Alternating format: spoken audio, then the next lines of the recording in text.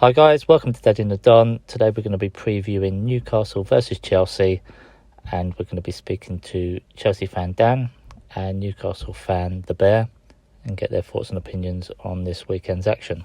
So we're going to start with Dan. So welcome back on the show, mate. Looking at your last game, 7-0 against Norwich, a bit of a thrashing.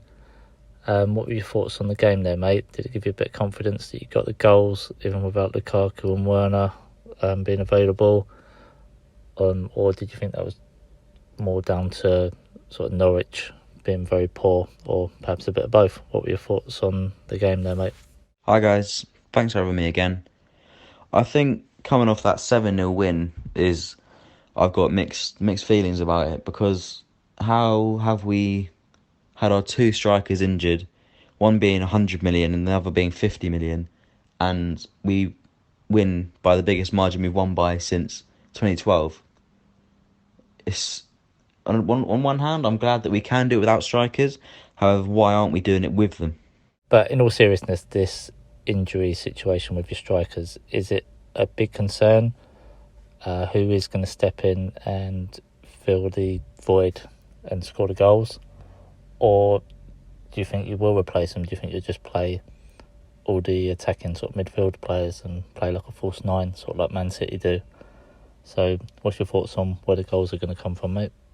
Well, as unlucky injuries are, we are quite lucky that it has happened now, because our next Big Six game is November, which Lukaku and Werner will both be back for, if the rehabilitation is, they're expected to come back when they do. And to be honest, I'm not really concerned about where the goals are coming from, because Lukaku's only scored 3 in the Prem and Werner's only scored 1. So us being the highest scorers, we've already had other players scoring, not just our strikers. So it doesn't really bother me that much. Maybe not having a presence up there like Lukaku, but I'm sure Havertz will fill in just fine. So looking ahead to the Newcastle game, obviously in the past you've struggled with that fixture in like recent history. So going into this weekend, do you think that's something that could continue, or do you think as it stands now you're that much better and they're that much worse than a few years ago when they were getting results against you? Or do you think they could still give you a bit of trouble, or do you think you're just going to go out there and brush them over like you did with Norwich? I have always thought as Newcastle as our bogey team, because we had that season where Mourinho came in for the second time where we won the league and we were unbeaten, and then it came to Newcastle and I don't know if it was us just being poor or them just completely outplaying us. But we've only lost 2 games this season, being Juventus and Manchester City. So I really don't think that. I reckon it won't be 7-0, but it won't be far off. So before I let you go, Dan, just give me a quick rundown of how you think this game's going to play out, what type of game it's going to be, where the key battles might lie, and give us your best score prediction there, mate. I think I'm not really sure how this caretaker. I didn't watch the game that they just played, so I don't know how this caretaker manager plays and wants his team to play. So obviously every team brings it on us, apart from Norwich, which is just thrashing. So, but I reckon 4-0. We'll go 4-0. Cheers for having me again, and see you in the next one. Bye. So next up we've got the Bear to talk about Newcastle. So Bear, looking at your last game, lucky point against Palace, I must add. What did you think of that game? Do you think it's good that you stopped the rut, or was it still quite a poor performance because of the sort of lack of possession and the fact it was a wonder goal that had to get you the point in the end? Or are you just going to take the positives from it and say that you've got a point, you've stopped the run of defeats, and how do you look to build from here? Good afternoon, guys. Looking back at the Palace Newcastle game, I haven't saw any of the highlights other than really Callum Wilson's goal and what an outstanding goal that was. But again, you look at the stats for Newcastle: 25% possession, a couple of shots on target, a couple of shots off target. It just isn't good enough for Premier League at the minute. And yes, Graham Jones has got a job on his hand at trying to perform and stop the rot and trying to get the wins. The team did look a bit more attacking under Graham Jones the weekend, with it having the players to try and create more for Wilson and rather than just leave him up isolated by himself.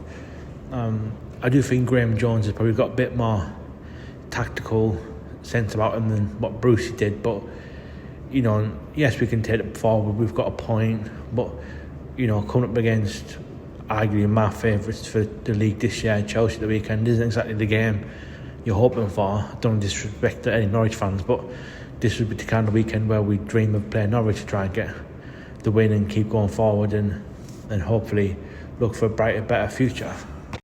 So we haven't really discussed the Saudi takeover on here yet, so I just wanted to get your opinions on that. So now that you've got money, you've got sort of backing, where do you see it going from here? Do you think people have got a bit ahead of themselves, or do you think you need to maybe get players that are just better than what you've got now to start off with and slowly build your team, a bit like what Man City did when they first got money? Just make yourself sort of competitive and then maybe in 5 or 6 years' time be sort of like the next force in football. Where do you see it going from here, mate? Oh yeah, all you got to do is look at Facebook every day and you'll see articles about this, that and about the recent takeover. But if I'm honest, I think a lot of it is sour grapes, and you ask 1,000 fans at any football club except maybe Chelsea, Man City and Liverpool, I would say 900 out of 1,000 would have welcomed the Saudis, that Saudi-led group in to take over their club. But no, looking forward, not only with the backing of PIF, but the Reuben brothers and Amanda Staveley is a coherent trio running the club. They've made it clear they're going to invest in the youth academy and the facilities.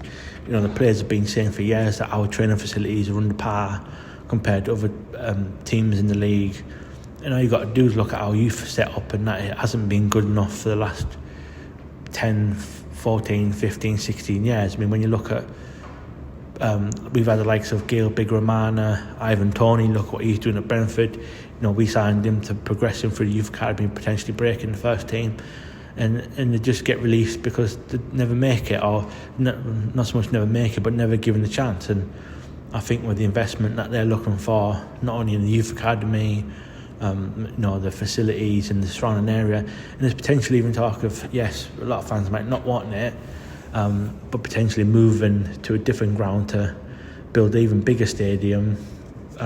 But yeah, I don't think this is going to be any sort of overnight success where come January we're going to sign Mbappe, Haaland, Oblak.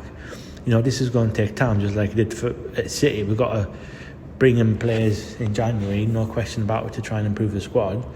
But we won't be winning any Premier League titles for at least, potentially any Premier League titles for at least 4 or 5 seasons yet. So it's going to be slow and steady, but it's definitely going to be more hopeful, and the hope and the dreams of actually winning the silverware is there again, and the potential is there, unlike what it was when Ashley was in charge.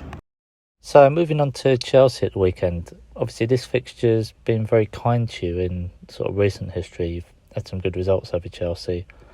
So do you see that continuing, or do you think the position both of your teams are in at the moment and calibre of players, it's just going to be a bit too much for you? How do you see this one going, mate? Yeah, we've got some good results against Chelsea in the past, especially at home. We were one of Mourinho's bogey teams for a long time for Chelsea and when he was at the Spurs. But if I'm being honest, at the beginning of the season, Chelsea were my favourites to win the league. I still say they are my favourites to win the league. Yes, even though they've got probably no striker this weekend, I would still say they're favourites, heavy favourites to beat us at the weekend. Yes, I would remain hopeful that we could try and get a result against them. But any point or result against Chelsea at the minute would be fantastic. But if I'm being honest, the way our performance has been, all you've got to do is look at the stats recently. We're not dominating games, we're probably not making enough chances, we're not taking our chances. Our defence is probably one of the worst, if not the worst in the league. So if I'm honest, yes, I probably don't like saying this, but at the minute I can't see anything other than a Chelsea victory at the weekend. And finally, Bear, before you go, Just want to see how you think the game will actually play out itself, whether you think it'll be a cagey game, whether it be an open game, whether you're part of the bus and try and get a point. How do you see the game actually going, and what is your best score prediction on that one, mate? Yeah, I think this game could be quite an open game, especially more for Chelsea. I reckon they're probably going to look at us as a weak target and go for the kill straight away, try and get a couple of goals, go ahead, kill the game off. But if we can go at half time with still being a tight game, ideally maybe even Newcastle winning, they know we'll be in for a chance until the final whistle goes. I do like the fact that Graham Jones has got the lads training in every day this week. Yes, but the potential is there to tire him out for the weekend. But under Brucey, before he left, we were having like 2-3 rest days during the week, and for me that isn't good enough. But if I'm honest, I think Chelsea are going to go for the kill straight away, even without some of their key players there. They're still a strong unit. Under Tuchel, they're becoming absolute solid in defence. They're good going forward. So I think it has potentially been quite an open game. Score-wise, I'm going to predict, even though I'm probably getting sick of predicting the losses for Newcastle or tight games. But if I'm honest, I'm going to go 3-1 Chelsea win. So thank you to Dan and thank you to the Bear. Thanks for watching at home, guys. Please like and subscribe. We'll see you in the next video. Take care.